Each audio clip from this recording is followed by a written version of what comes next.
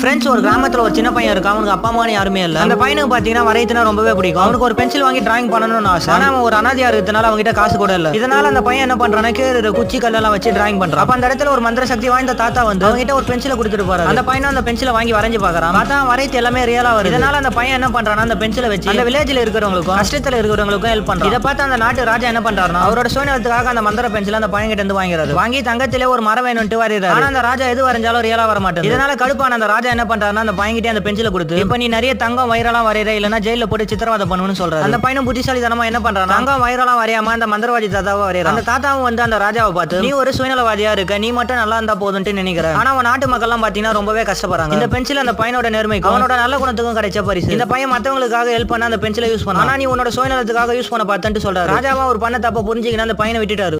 Friends ஒரு கிராமத்துல ஒரு சின்ன பையன் இருக்கா. அவனுக்கு அப்பா அம்மா யாருமே இல்ல. அந்த பையனுக்கு பாத்தீங்கன்னா வரையதுனா ரொம்பவே பிடிக்கும். அவனுக்கு ஒரு பென்சில் வாங்கி டிராயிங் பண்ணணும்னு ஆசை. ஆனா அவன் ஒரு அனாதையா இருக்கிறதுனால அவன்கிட்ட காசு கூட இல்ல. இதனால அந்த பையன் என்ன பண்றானா கீழ குச்சி கல்லெல்லாம் வச்சு டிராயிங் பண்றான். அப்ப அந்த இடத்துல ஒரு மந்திர சக்தி வாய்ந்த தாத்தா வந்து அவன்கிட்ட ஒரு பென்சிலை கொடுத்துட்டு போறாரு. அந்த பையனும் அந்த பென்சிலை வாங்கி வரைஞ்சு பாக்குறான். பார்த்தா வரைத்து எல்லாமே ரியலா வருது. இதனால அந்த பையன் என்ன பண்றானா அந்த பென்சிலை வச்சு அந்த வில்லேஜ்ல இருக்கிறவங்களுக்கும் கஷ்டத்துல இருக்கிறவங்களுக்கும் ஹெல்ப் பண்றான். இதை பார்த்து அந்த நாட்டு ராஜா என்ன பண்றாருன்னா அவரோட சுயநலத்துக்காக அந்த மந்திர பென்சில் அந்த பையன் கிட்ட இருந்து வாங்கிறாரு. வாங்கி தங்கத்திலே ஒரு மரம் வேணும்னு வரையறாரு. ஆனா அந்த ராஜா எது வரைஞ்சாலும் ரியலா வர மாட்டேங்குது. இதனால கடுப்பான அந்த ராஜா என்ன பண்றாருன்னா அந்த பையன்கிட்ட அந்த பென்சிலை கொடுத்து இப்ப நீ நிறைய தங்கம் வைரலாம் வரையற இல்லனா ஜெயில போட்டு சித்திரவதை பண்ணுன்னு சொல்றாரு. அந்த பையனும் புத்திசாலித்தனமா என்ன பண்றான் தங்கம் வைரலாம் வரையாம அந்த மந்திரவாதி தாத்தாவை வரையறான். அந்த தாத்தாவும் வந்து அந்த ராஜாவை பார்த்து நீ ஒரு சுயநலவாதியா இருக்க, நீ மட்டும் நல்லா இருந்தா போதும்னு நினைக்கிற. ஆனா அவன் நாட்டு மக்கள் எல்லாம் பாத்தீங்கன்னா ரொம்பவே கஷ்டப்படுறாங்க. இந்த பென்சில் அந்த பையனோட நேர்மைக்கும் அவனோட நல்ல குணத்துக்கும் கிடைச்ச பரிசு. இந்த பையன் மத்தவங்களுக்காக ஹெல்ப் பண்ண அந்த பென்சிலை யூஸ் பண்ணா. ஆனா நீ உன்னோட சுயநலத்துக்காக யூஸ் பண்ண பார்த்தேன்னு சொல்றாரு. ராஜாவா ஒரு பண்ண தப்ப புரிஞ்சுக்கிட்டு அந்த பையனை விட்டுட்டாரு.